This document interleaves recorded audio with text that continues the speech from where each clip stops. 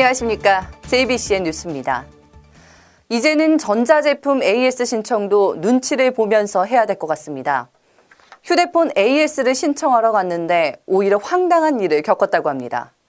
제품에 대한 불만을 털어놨더니 이른바 진상 손님이라는 식으로 취급을 당한 겁니다. 바로 삼성전자 AS 평택센터 얘기입니다. 보도에 정태석 기자입니다.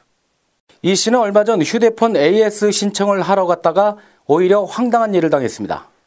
휴대폰 화면에 다른 프로그램 잔상이 이중으로 새겨지는 일명 번인 현상 때문에 삼성전자 평택 AS 센터를 찾아간 것이 화근이었습니다. 뭐 리콜 조치를 해준다든지 해야 되는 게 맞는 거거든요. 그래서 저도 그래갖고 이제 고객지원센터에다가 이제 항의를 했어요. 이런 걸 왜 안 해주냐. 당시 이 씨는 휴대폰 자체에 문제가 있다며 보상 수리를 요구했고 센터 측에선 소비자 과실이고 또 보증 기간이 끝났기 때문에 해줄 수 없다는 거였습니다. 문제는 이 씨가 센터를 떠난 다음이었습니다. AS 센터 직원만 볼 수 있는 내부 홈페이지를 통해 이 씨의 이름과 연락처가 거론됐고 이른바 진상 고객으로 분류되는 블랙리스트로 올랐다는 게 이 씨의 주장입니다. 삼성 직원들한테 제 이름하고 전화번호를 공개를 해서 이 사람은 오면 수리를 해주지 말라. 뭐 그리고 그 수리해준 직원한테 불이익을 주겠다. 이 씨가 지인으로부터 들은 내용은 이렇습니다. 내 허락 없이는 AS를 해주면 안 되고 만약 이를 어겼을 경우에는 불이익을 주겠다는 거였습니다. 아, 그렇죠.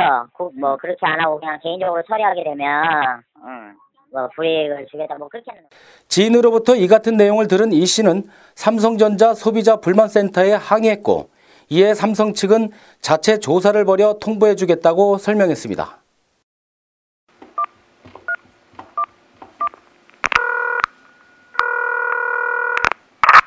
피해를 입었을 때 어디다 하소연할 곳이 없는데 이럴 경우는 그럼 어떻게 해야 되나요? 어떻게 컴플레인 걸었다고 블랙리스트가 되는 상황이니까.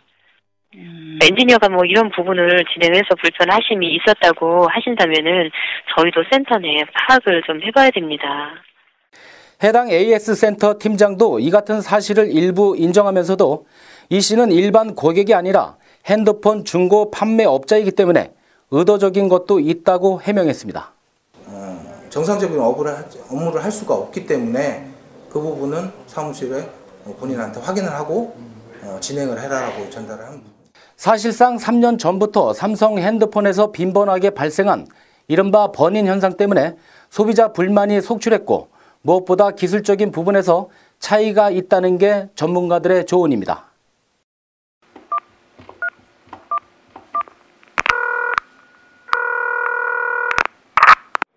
네, 연관이 그 S사 휴대폰의 잔상 현상이 지금 빈번하게 일어나고 있는 것으로 알고 있는데 이유가 뭔가요? 올레드 패널을 쓰다 보니까 발생하는 현상이고요. 올레드가 기존 LCD나 IPS보다는 신뢰성이 떨어지기 때문에 스택을 거의 안 하고 있고요. S사에서는 현재 개발을 하고 있지 않은 상태입니다. JBCN 뉴스 정태석입니다. 지난 25일 3명이 숨진 세종시 총기 사건에 이어 경기 화성에서도 총기 난사 사건이 또 발생해 경찰관 1명을 포함해 노부부 등 모두 4명이 숨졌습니다. 총을 난사한 75살 전모 씨는 27일 오전 9시 30분쯤 경기 화성시 남양읍 2층 단독주택에서 자신의 형과 형수 그리고 신고를 받고 출동한 화성경찰서 남양파출소 이강석 소장을 살해하고 자신도 목숨을 끊은 것으로 경찰은 보고 있습니다. 경찰은 시삼촌이 시부모를 총으로 쐈다며 시삼촌이 평소에도 술만 먹으면 집으로 와서 돈을 달라고 요구했다는 시 며느리의 진술을 받았다고 밝혔습니다. 용의자는 이날 오전 8시 25분쯤 남양파출소에서 엽총 2정을 반출해 간 것으로 확인됐습니다. 시신은 모두 집안 1층 거실에서 발견됐으며 범행에 사용한 엽총도 현장에서 발견됐습니다. 며칠 사이 총기 난사 사건이 또 발생해 사회적으로 충격이 큰데요. 심지어 출동한 경찰관이 현장에서 총을 맞아 숨졌습니다. 여기에 사용된 총기는 바로 엽총인데 이에 대한 관리가 보다 철저하게 이루어져야 할 것 같습니다.